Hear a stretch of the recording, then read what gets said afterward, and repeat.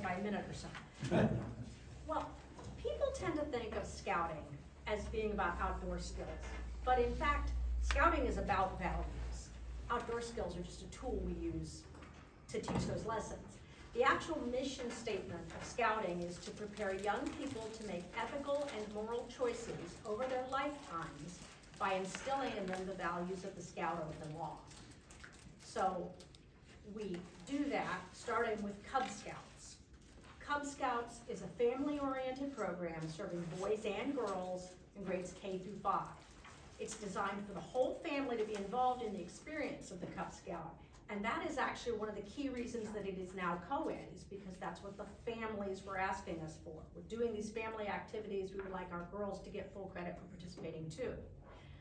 Cub Scouts work in same age groups called dens, and they work together to complete requirements to earn their rank, which is sort of how we monitor that they keep moving forward. Cub Scouts is absolutely where we reach the largest number of children. We go into schools and we recruit in the fall and again in the spring, and many, many, many children become Cub Scouts, often for 1 year, 2 years, 3 years. Now some go on and stay with us the whole time, but many also do shorter stints. So I'm pleased to say that Tufts University did a controlled study that compared children who joined scouting and those who didn't participate in scouting. And the results showed overwhelmingly that even those who participated for just 1 school year showed a lasting change in those pro-social values of things like helping others, wanting to do the right thing. Now, for those who do stay in, once they get to the next age, they move into Scouts BSA, which is the old Boy Scout program, but now that there are girls in it, I had to change that title a little. Scouts BSA is the program for youth aged 11 to 18. And it serves a smaller number of people, but honestly makes an even more profound and lasting impact. In this program, the Scout works at his or her own pace to move through the ranks. And week-long summer resident camp is a pretty key component of that program. The first 3 ranks that they work on encompass the core scouting skills, and those are things like fitness, first aid, outdoor skills, conservation, ethical decision-making, citizenship, active citizenship, and community service. And there are STEM topics involved at each level. Scout patrols replace those dens, and in the early ranks, most Scouts work pretty closely with their patrol to complete the requirements. Many Scouts find they can complete those first 3 ranks within a couple years.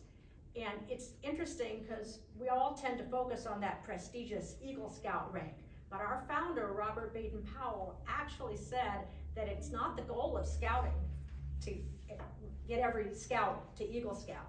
The goal is to get him to that first class rank, which is the 3rd of those initial ranks, because that indicates they've learned basic life skills. They can be self-sufficient. Now, the ranks after that focus much more on leadership development and taking on personal responsibility.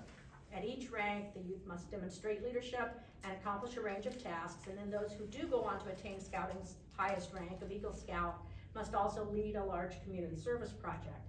And really, almost all Scouts get involved in those projects, supporting their friends and other community service projects. Like most other nonprofits, COVID took a big toll on us. We rely on that recruiting cycle to bring those new kids in, and we missed 3 complete recruiting cycles where we couldn't get in and recruit a single Scout, and then this fall, it was still limited.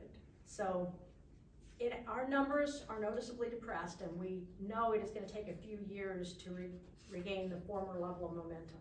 So in terms of numbers, we are currently somewhat down.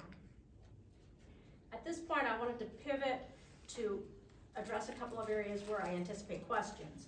And one is, what is the Scout Council? Anybody who's not been involved in scouting, I know that structure can raise questions.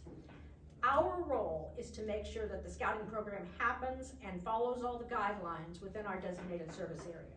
We serve 19 counties. Pickaway County is one, and everything that I'm saying here and everything that was in the application is very specific to what we do in Pickaway County. We do things like identify charter partners to host the packs and troops, manage the relationships with those charter partners, help recruit Scouts and adult leaders, ensure that all those adult leaders have background checks and youth protection training before they can ever interact with children, provide them additional training after that, offer camp opportunities and other large group opportunities to scouts.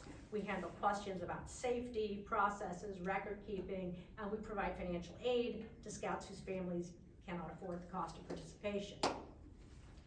And then the next area that I think sometimes people question is, so then how does that relate to BSA nationally, Boy Scouts of America, the national organization? BSA is the ultimate owner and arbiter of the scouting program. They set national standards, provide policies and materials, they keep the records, they provide the insurance, the data processing, and they charter us to deliver that in the area. The council, though we are chartered by the national, is a fully separate 501c3 corporation. And of course that is important because of the next thing I want to mention. I'm sure many of you have heard national media coverage about the BSA bankruptcy. I want to talk about that and how you can rest assured that the funds you allocate to us would not be affected by that. Since the early 1980s, Boy Scouts has had one of the most well-respected and emulated systems for ensuring that youth are protected from potential abuse. But before that, there were incidents that happened. The tragic truth is that some who sought to prey on young men found them in Boy Scouts.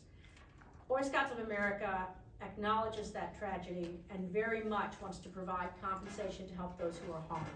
The bankruptcy represents our best effort to allocate as much money as possible for that purpose while still protecting enough assets to ensure that we can continue providing the program to current and future use.